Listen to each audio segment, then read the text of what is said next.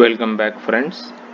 Today we are going to solve LeetCode problem 419, battleships in a board. So given M by N matrix board where each cell is battleship X or empty, return number of battleships on the board. Battleships can only be placed horizontally or vertically on board. In other words, they can only be made of the shape 1 into k, 1 row k columns, or k into 1 k rows 1 column, where k can be of any size. At least one horizontal or vertical cell separates between two battleships. So let's just we have been given a board of AM by N, and they kept battleships. So I just took the same example here for the explanation. So as you can see, so this is one battleship and this is another battleship. So those can be vertical or horizontal only. So see, these are the two battleships. So we are asked to count how many battleships are there on the board. This problem we can easily solve by using like DFS. So we will traverse the matrix from the beginning cell to the end cell, and whenever we find character X, then we will count it as one battleship that we found, and we will apply a DFS on that cell.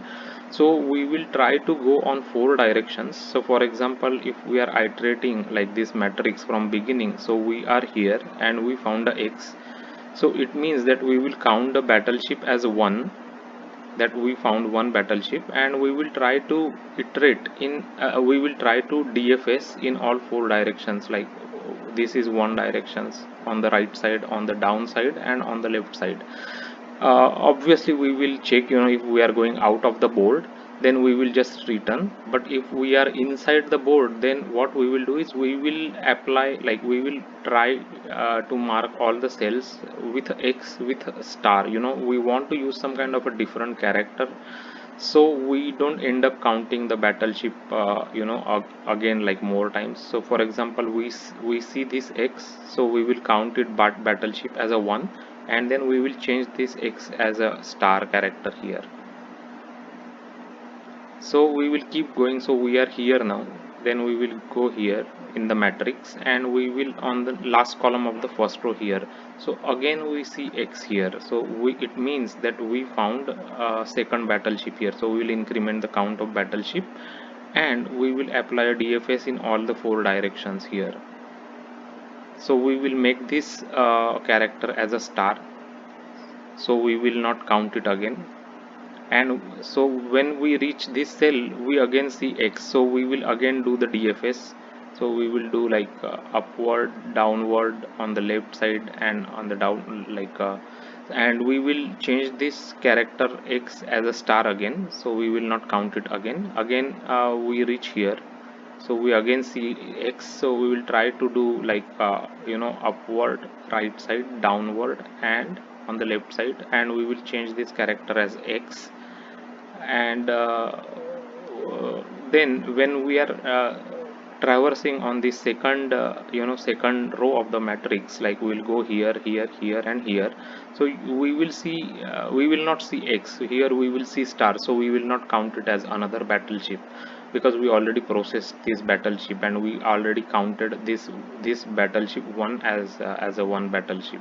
So that's how the DFS solution will work for battleships in a board.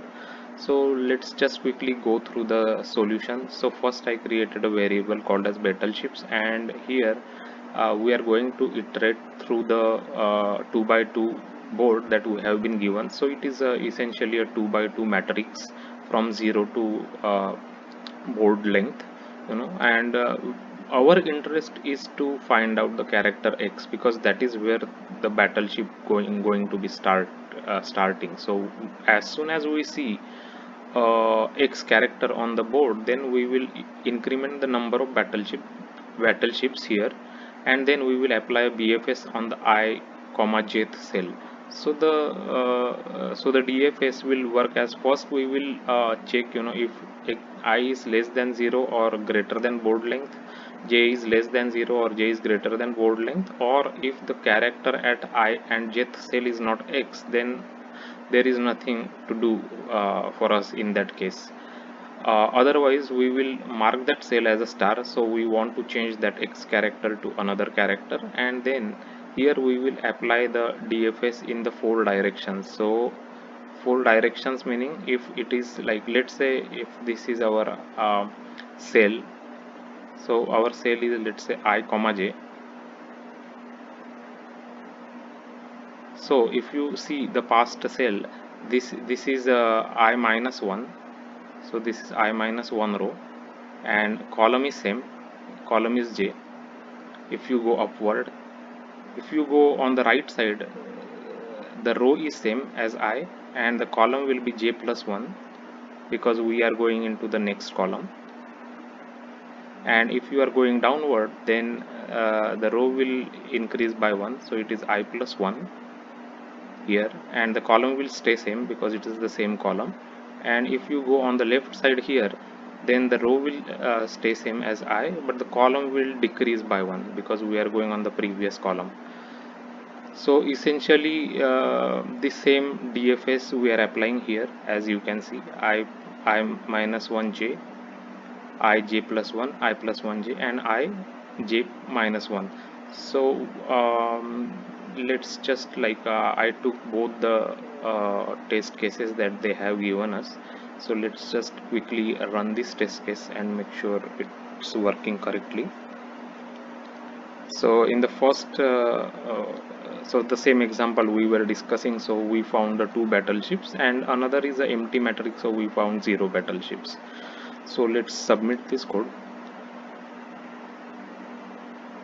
So the code is getting accepted with 100% of the runtime, 0 ms as you can see, and 57% better in memory usage. So that's how we can solve the problem of number of battleships on the board. So these kind of questions are typical for the interviews for Java developers.